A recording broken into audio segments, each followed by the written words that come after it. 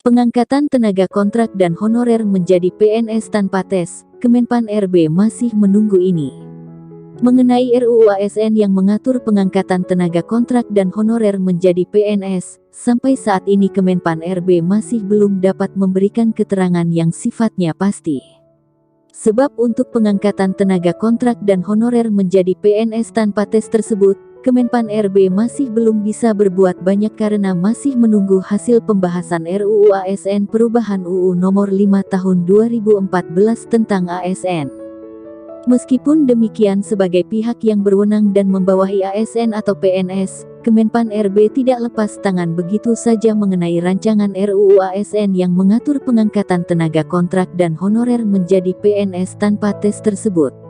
Untuk revisi UU Nomor 5 Tahun 2014 tentang ASN, Kemenpan RB juga intens melakukan koordinasi bersama Komisi 2 DPR RI. Jika nanti ada percepatan, pasti ada pembahasan yang pada akhirnya akan disepakati dan disetujui bersama, terang Karo DKIP Kemenpan RB, Muhammad Aferous. Bukan hanya itu saja, terkait revisi UU Nomor 5 Tahun 2014 tentang ASN ini, Kemenpan RB juga terus melakukan koordinasi lintas sektor atau stakeholder yang terkait. Seperti Asosiasi Pemerintah Provinsi Seluruh Indonesia (APPSI), bahkan Asosiasi Pemerintah Kota Seluruh Indonesia (APEKSI) juga ikut dilibatkan dalam mempelajari draft RUU ASN tentang pengangkatan tenaga kontrak dan honorer menjadi PNS tanpa tes tersebut. Kami terus menjalin komunikasi dan kami akan mencarikan solusi yang terbaik. Akan tetapi terkait rencana pengangkatan tenaga kontrak dan honorer menjadi PNS ini, dirinya mengatakan kalau pihaknya tidak bisa serta-merta. Sebab untuk persoalan ini, Muhammad Aferous mengatakan jika Kemenpan RB masih menunggu hasil rapat paripurna DPR RI masa sidang ketiga.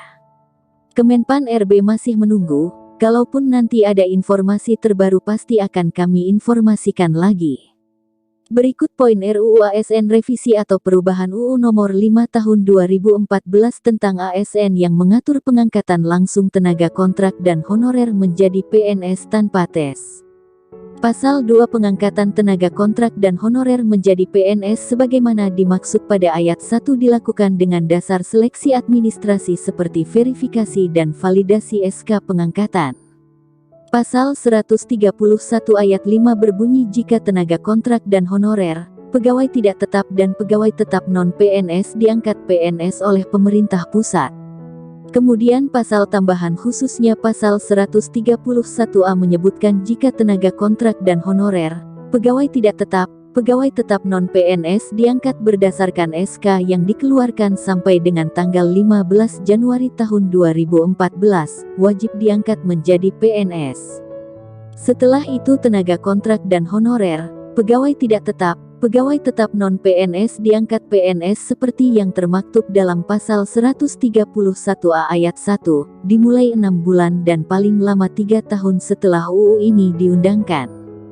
Sebaliknya pasal 135A ayat 2 menyebutkan jika setelah UU ini mulai diberlakukan, pemerintah dilarang atau tidak dibenarkan melakukan pengadaan tenaga kontrak dan honorer dan pegawai tidak tetap non-PNS. Pemerintah tidak diperbolehkan melakukan pengadaan tenaga honorer, pegawai tidak tetap, pegawai tetap non-PNS dan tenaga kontrak. Inilah bunyi dari pasal 135A ayat 2 RUU ASN.